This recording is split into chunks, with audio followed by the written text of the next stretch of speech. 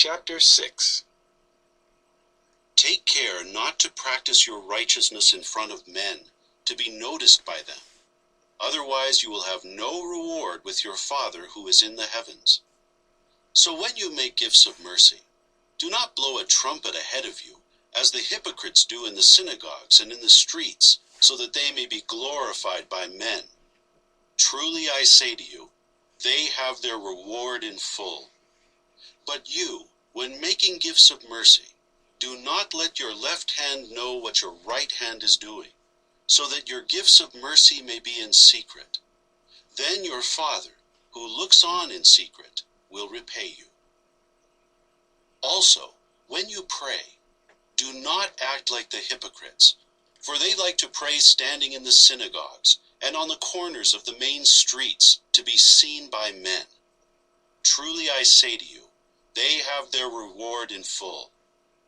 But when you pray, go into your private room, and after shutting your door, pray to your Father who is in secret.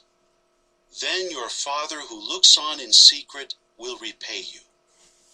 When praying, do not say the same things over and over again, as the people of the nations do, for they imagine they will get a hearing for their use of many words.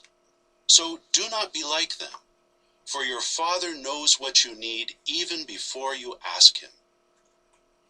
You must pray then this way: Our Father in the heavens, let your name be sanctified.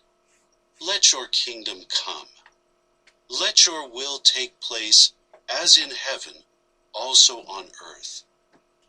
Give us today our bread for this day, and forgive us our debts, as we also have forgiven our debtors. And do not bring us into temptation, but deliver us from the wicked one. For if you forgive men their trespasses, your heavenly Father will also forgive you. Whereas if you do not forgive men their trespasses, neither will your Father forgive your trespasses.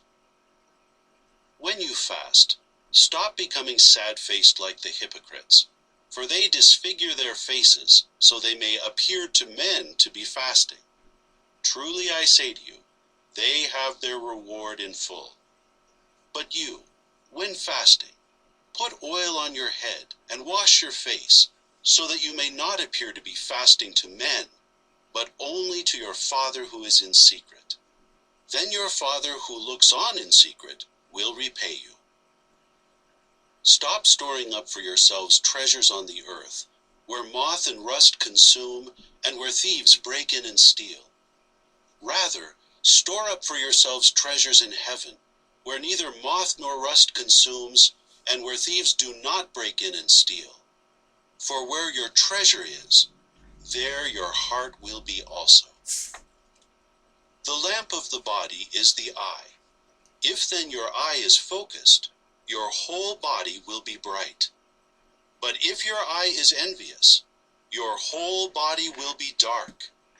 If the light that is in you is really darkness, how great that darkness is! No one can slave for two masters, for either he will hate the one and love the other, or he will stick to the one and despise the other.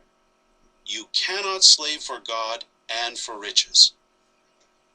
On this account I say to you, stop being anxious about your lives, as to what you will eat or what you will drink, or about your bodies as to what you will wear.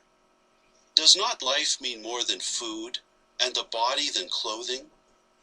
Observe intently the birds of heaven. They do not sow seed, or reap, or gather into storehouses, yet your heavenly Father feeds them. Are you not worth more than they are? Who of you by being anxious can add 1 cubit to his lifespan? Also, why are you anxious about clothing? Take a lesson from the lilies of the field, how they grow. They do not toil, nor do they spin. But I tell you that not even Solomon, in all his glory, was arrayed as one of these. Now if this is how God clothes the vegetation of the field, that is here today, and tomorrow is thrown into the oven, will he not much rather clothe you, you with little faith? So never be anxious and say, "What are we to eat?" Or "What are we to drink?" Or "What are we to wear?" For all these are the things the nations are eagerly pursuing. Your heavenly Father knows that you need all these things.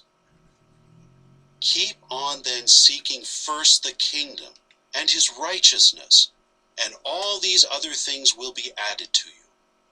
So never be anxious about the next day, for the next day will have its own anxieties. Each day has enough of its own troubles.